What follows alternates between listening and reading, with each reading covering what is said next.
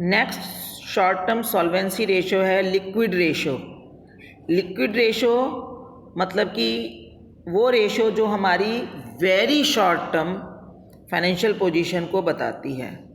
ये ratio show करती है कि हमारे पास करंट लायबिलिटीज़ के कंपैरिजन में लिक्विड एसेट्स कितनी हैं। लिक्विड एसेट्स क्या होता है बेटा?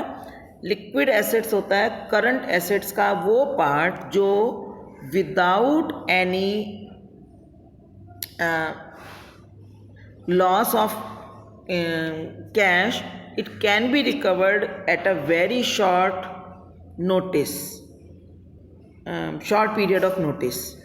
मतलब ये जो एसेट्स होते हैं लिक्विड का मतलब होता है कि जो बिल्कुल ही कैश में इजीली कन्वर्ट हो सकती हैं और हम अपनी मर्जी से विदाउट एनी मतलब हम एक्सपेक्ट करते हैं कि ये वाली जो एसेट्स हैं वो एग्जैक्ट हमें इतना कैश बहुत आसानी से दे सकती हैं। ये रेशो 1:1 मानी जाती है।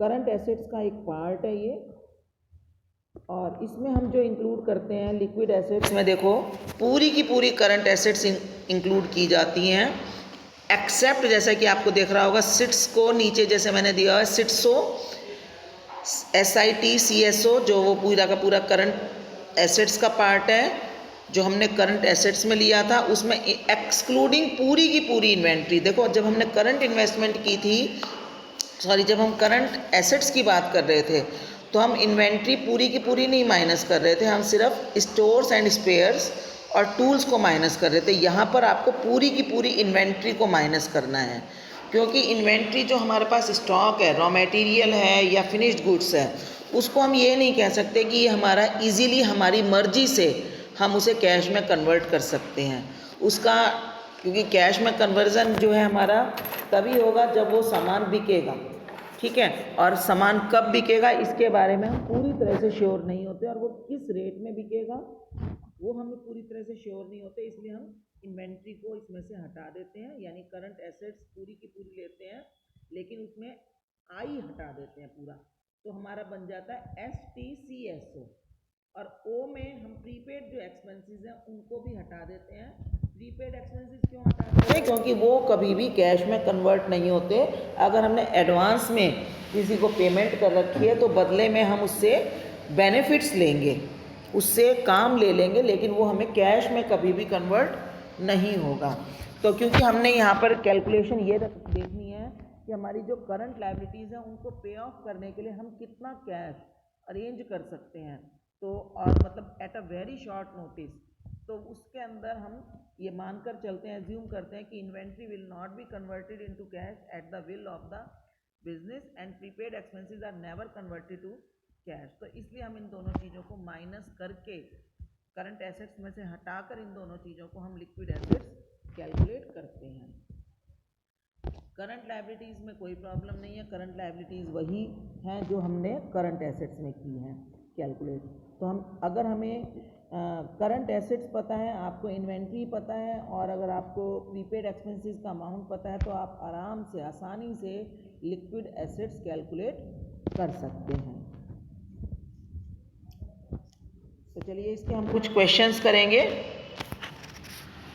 चलिए हम लॉन्ग टर्म सॉल्वेंसी रेशियोज़ की अगर हम बात करें, लॉन्ग टर्म सॉल्वेंसी रेशियोज़ क्या होती हैं?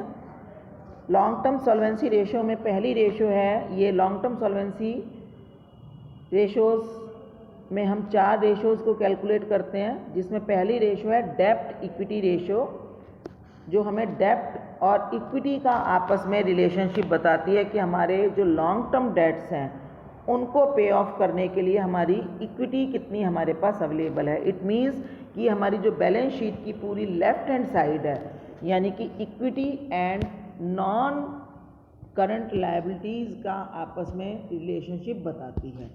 तो इसके लिए देखो हमारे पास 4 रेशियोज़ हैं। डेब्ट इक्विटी रेशियो, दूसरी हमारी रेशियो हम कैलकुलेट करते हैं इसमें, वो है total assets to debt ratio.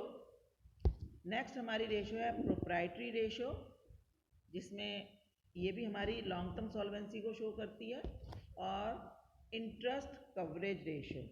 तो ये जो 4 रेशियोज़ हैं ये हमारी लॉन्ग टर्म सॉल्वेंसी को शो करती हैं। तो बेटा ये आपके MCQs में क्वेश्चन पूछा जा सकता है, जैसे इसमें से आपको 3 रेशो देकर एक और कोई रेशो डाल दी और आपसे पूछा बताइए इसमें से कौन सी रेशो लॉन्ग टर्म सॉल्वेंसी में इंक्लूड नहीं होती या which does not show the solvency ratio. तो इस तरह का आपने बताना है। लेकिन अगर आपके क्वेश्चन में आ गया है कि उन्होंने ना लॉन्ग टर्म सॉल्वेंसी पूछा ना शॉर्ट टर्म सॉल्वेंसी पूछा, आपसे सिर्फ पूछा कि इसमें से कौन सी रेशो है जो सॉल्वेंसी शो करती है, तो सॉल्वेंसी में आपकी करंट रेशो, लिक्विड रेशो भी इंक्लूड होती है। लेकिन हमने अगर उसको फर्दर डिवाइड किया है तो उनको हमने शॉर्ट टर्म सॉल्वेंसी और इनको हमने लॉन्ग टर्म सॉल्वेंसी में डिवाइड कर दिया है। तो अगर हम पहली रेशो की बात करें सॉल्वेंसी रेशो की, तो पहली रेशो है डेब्ट इक्विटी रेशो, जिसके अंदर हम कैलकुलेशन करते हैं long term dates upon equity या शेयर होल्डर फंड्स।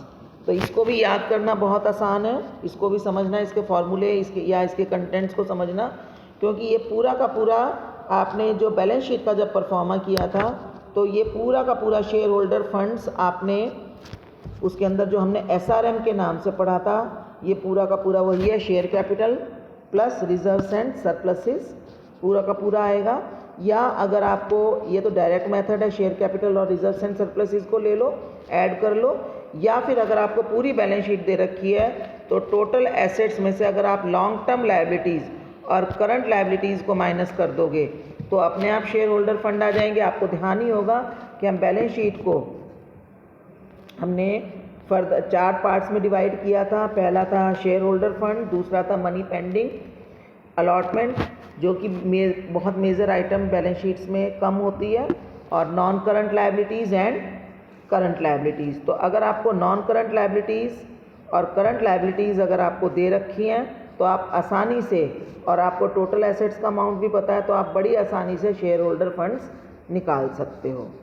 और दूसरा अगर हम बात करें लॉन्ग टर्म डेट्स की, तो लॉन्ग टर्म डेट्स में आपकी पूरी की पूरी long term borrowing plus long term provisions हैं। तो देखो आपको दिखाई दे रहा है LDOL माइनस DO, यानी कि आपने सिर्फ LL लेना है। जो हमने एक बॉक्स पूरा किया था LDOL का, तो D यानी कि डेफर्ड टैक्स एसेट्स या डेफर्ड टैक्स लायबिलिटीज़ को आपने इसमें से एक्सक्लूड करना है, और O अदर करंट लायबिलिटीज़ को, अदर नॉन करंट लायबिलिटीज़ को भी आपने एक्सक्लूड करना है। आपने लेने हैं long term dates and borrowing, long term borrowings और लॉन्ग टर्म प्रोविजंस को आपने इसमें लेना है, तो वो आपके आ जाएंगे लॉन्ग टर्म डेट्स। तो ये आपकी रेशो ये भी प्योर फॉर्म में बोली जाती है, और इसको भी हम 2:1 में एक आइडल रेशो मानी जाती है कि अगर हमारे पास लॉन्ग टर्म डेट्स इक्विटी और शेयर होल्डर फंड से डबल हैं तो वहाँ तक हम अपने आप को एक सेफ कंडीशन में रखते हैं, हम बहुत ज़्यादा रिस्क में नहीं एज्यूम करते। नेक्स्ट जो हमारी लॉन्ग टर्म सॉल्वेंसी रेशो है वो है total assets to debt ratio. Total assets to debt ratio में फॉर्मूला वही है, total assets upon long term debts. और टोटल एसेट्स का मतलब कि तीनों चीज़ें, total assets is equal to tangible plus intangible fixed assets plus long term investment plus long term loans and advances plus all current assets. सारी की सारी current assets आपने लेनी है। टेंजिबल और इंटेंजिबल फिक्स्ड एसेट लेनी है, मतलब कि जो आपने फिक्स्ड एसेट्स में 4 पार्ट पढ़े थे, tangible assets, intangible fixed assets, इसके बाद अंडर डेवलपमेंट वाले जो दोनों पार्ट्स हैं उनको आपने छोड़ देना है। और इसके बाद लॉन्ग टर्म इन्वेस्टमेंट लेनी है और long term loan and advances, अगर फर्म ने किसी को लोन्स एंड एडवांसेस दे रखे हैं तो आपने उसको भी लेना है। तो ये आपकी टोटल एसेट्स हो गई। और इसके बाद लॉन्ग टर्म डेट्स में हम लेंगे long term borrowings plus long term provisions. ये यानी कि जो आपने डेप्ट अपॉन इक्विटी रेशियो में, डेप्ट इक्विटी रेशियो में किया था, वही आप यहाँ पर भी लॉन्ग टर्म डेट्स में वही का वही अमाउंट लेंगे। और टोटल एसेट्स में आपने टेंजिबल, इंटेंजिबल फिक्स्ड एसेट्स और non current investment plus long term loans and advances के साथ साथ पूरी की पूरी करंट एसेट्स को लेना है। इसके बाद थर्ड जो हमारी solvency long term solvency ratio है वो है प्रोप्राइटरी रेशियो। और ये बड़ी आसानी से, अगर हमने पुरानी 2 रेशियोज़, यानी जो अभी मैंने दोनों रेशियोज़ की बात की, total assets to debt ratio और आपने डेप्ट इक्विटी रेशियो, दोनों में आपने इनको कैलकुलेट करना सीखा, शेयर होल्डर फंड्स क्या होते हैं और टोटल एसेट्स क्या होती हैं, तो उन्हीं रेशोज़ की हमने एक एक आइटम को यहाँ पर पूरा का पूरा उठाया है और समझ लो उसी को हमने आपस में एक नए रिलेशनशिप के साथ स्टडी किया। उसमें आपने टोटल एसेट्स अपॉन डेट्स किया था, यहाँ पर हम कर रहे हैं टोटल एसेट्स को हम इसमें डिनोमिनेटर बना रहे हैं और शेयर होल्डर फंड इसमें न्यूमरेटर बन रहा है। तो ये वही की वही दोनों चीज़ें हैं। अगर हमने उन दो चीज़ों को एक बार समझ लिया क्या उसमें कैलकुलेट करना, उन दोनों चीज़ों को अगर हमने एक बार दो रेशोज़ याद कर ली तो इसके बाद आपने तीसरी रेशो का केवल मेन फार्मूला याद करना है, तो ऑटोमेटिकली वही कंटेंट सेम है दोनों का। इसके बाद है interest coverage ratio, long term solvency की ही, जो कि हमें बताती है कि फर्म के लॉन्ग टर्म डेट्स के ऊपर जो फर्म को ने प्रॉफिट अर्न किया है वो उसका कितना परसेंट है।